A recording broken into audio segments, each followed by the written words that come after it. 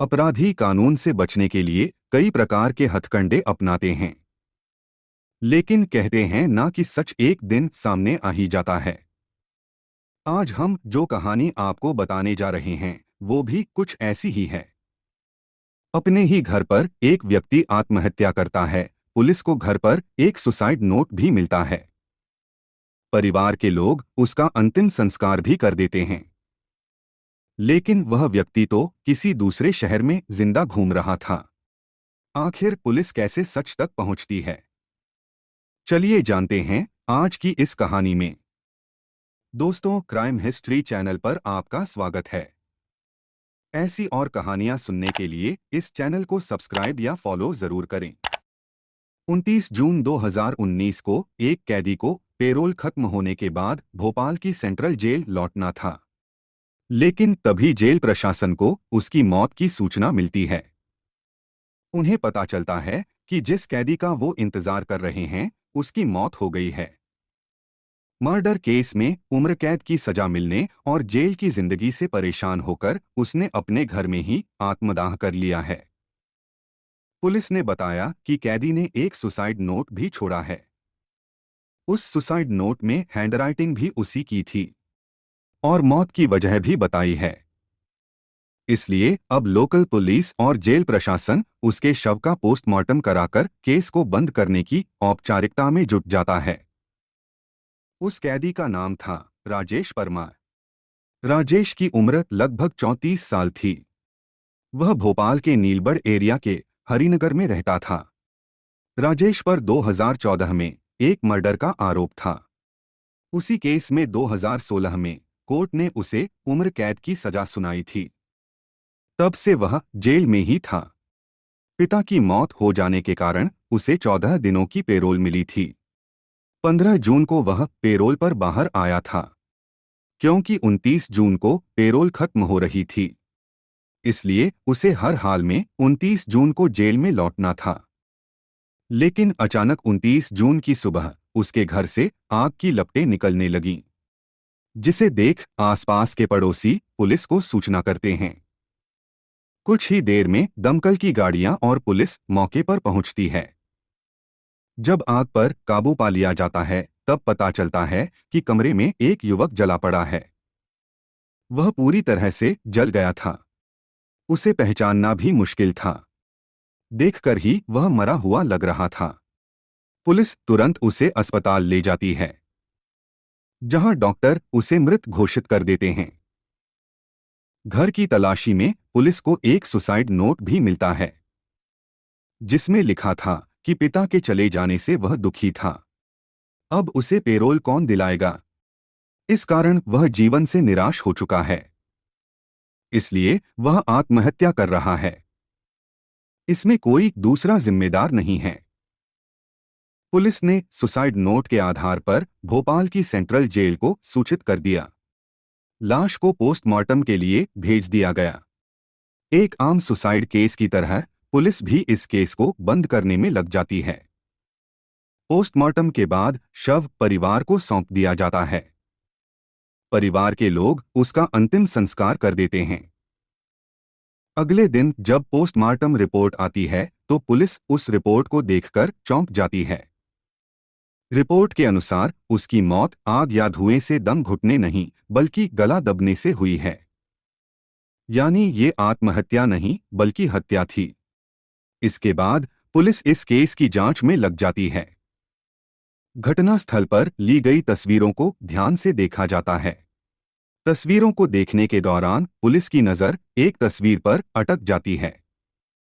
इस फोटो में मरने वाले व्यक्ति के दोनों पैर एक दूसरे से चिपके हुए थे। ऐसा कैसे हो सकता था?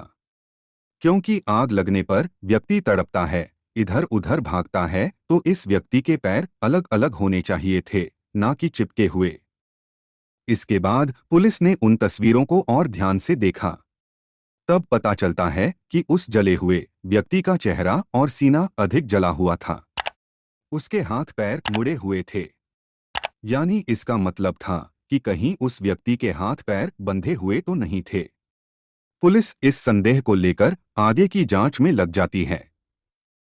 पुलिस की टीम वापस घटनास्थल की जांच करती है।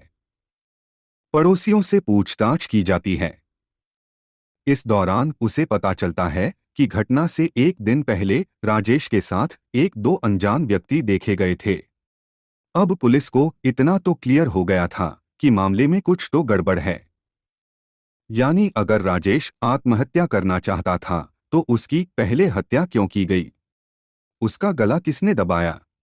इन सवालों के बीच पुलिस के मन में अब ये सवाल भी उठ रहा था कि कहीं मरने वाला व्यक्ति कोई और तो नहीं था, और यदि ये कोई दूसरा व्यक्ति था तो ये कौन था? पुलिस ने राजेश के मोबाइल फोन की जानकारी निकलवाई। जेल से आने के बाद उसका एक नंबर एक्टिव था जो कि अब बंद आ रहा था। जब उसकी कॉल डिटेल देखी गई तो पता चला कि उसने एक नंबर पर कई बार बात की थी जो कि किसी निहाल नाम के व्यक्ति का था। लेकिन अब ये नंबर भी बंद आ रहा था। अब पुलिस निहाल की तलाश में लग जाती है। पुलिस को अब ये भी संदेह था कि कहीं मरने वाला व्यक्ति निहाल ही तो नहीं था। निहाल की तलाश के दौरान पुलिस को पता चलता है कि बिहार का रहने वाला निहाल पहले राजेश के मकान में ही किराए से रहता था। पुलिस उसकी वर्तमान लोकेशन का पता लगाती है। निहाल गुजरात में पुलिस के हत्थे लग जाता है। पूछताछ में उसने जो बताया उसे सुन पुलिस दंग रह गई। निहाल ने पुलिस को बताया कि जेल से आने के बाद राजेश ने उसे फोन किया था। उसके बाद वह उससे मिलने भी गया। राजेश बहुत परेशान था और काफी भावुक भी था। उसे चिंता थी कि पिता की मौत के बाद उसे अब जिंदगी में शायद ही कभी पेरोल मिले। इसलिए उसने एक प्लान बनाया कि वह दुनिया की नज़रों में हमेशा के लिए मर भी जाए और असल में जिंदा भी रहे। निहाल ने आगे बताया कि राजेश ने कई क्राइम सीरीज भी देखी थीं, जिसके बाद उसके दिमाग में ये आइडिया आया ताकि उसे वापस जेल नहीं जाना पड़े। उसने घर में रहने वाली एकमात्र अपनी मां को पूजा करने के बहाने 23 जून को ही बाहर भेज दिया था और अपनी जगह किसी दूसरे को मारकर यहां से चले जाने की तैयारी में लग गया। निहाल के अनुसार राजेश ने उसे इसी काम में उसकी मदद करने के लिए बुलाया था। पहले तो उसने साफ मना कर दिया, लेकिन फिर राजेश ने उसे 1 लाख रुपए देने का लालच दिया और थोड़ा एडवांस भी दिया। इसलिए वह उसके झांसे में आ गया। निहाल ने आगे बताया कि 28 जून को दोनों की मुलाकात होती है। शाम को वे दोनों घर से निकल जाते हैं और अपने मोबाइल फोन घर पर ही छोड़ दिए ताकि उनकी लोकेशन का पता नहीं लग सके। इसके बाद उन्हें एक पेट्रोल पंप के पास राजेश की कद काठी और उम्र का एक व्यक्ति मिल गया। उस लड़के ने अपना नाम राजू बताया। बातचीत के दौरान राजू दोनों के साथ घुल मिल जाता है। राजेश उसे शराब पार्टी के बहाने घर चलने के लिए कहता है। मजदूरी करने वाला राजू खाने और शराब के लालच में आकर उनके साथ चलने को तैयार हो जाता है। तीनों घर पहुंचते हैं, पार्टी शुरू होती है। राजू जमकर शराब पीता है।